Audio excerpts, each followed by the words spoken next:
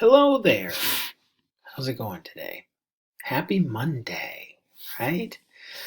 Okay, so I'm glad, number one, that you're watching this video and just taking a look at the one pager for today.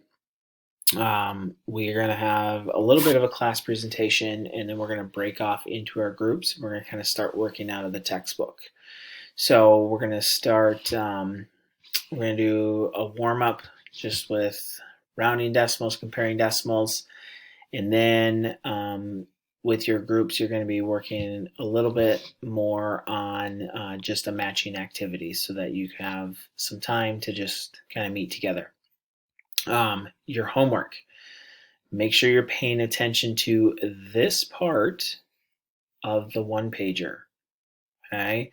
A really good idea would be for you to take out your planner and write this information down, and then even put these check boxes right there so that you can literally check it off. Okay.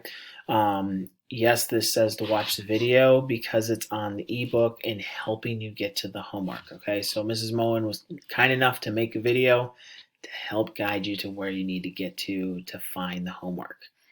The second one is our homework out of the textbook. This is our first homework assignment out of the textbook. Make sure you're clicking on lesson 1.1.2.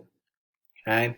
And then finally, the third thing is going to be comparing ordered decimals, which is assigned to you on Edpuzzle.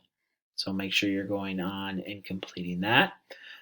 We are going to take our first quick quiz on Thursday. And I know I have not talked about what your quick quiz is, but just very briefly, it is 4 questions. And quick quizzes are worth 25% of your grade. So homework is worth 5% of your grade. Quick quizzes are worth 25% of your grade. Any information that's on the quick quiz, that's going to be on your test. So it's really important that we're doing well in the quick quiz.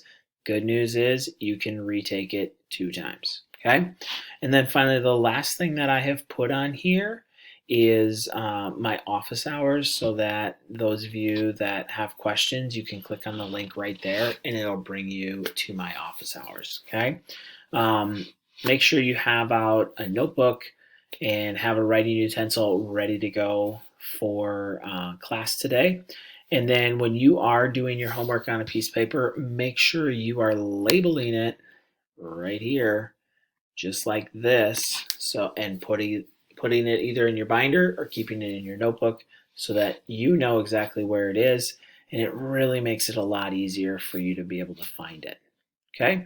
All right, see you in class. Bye.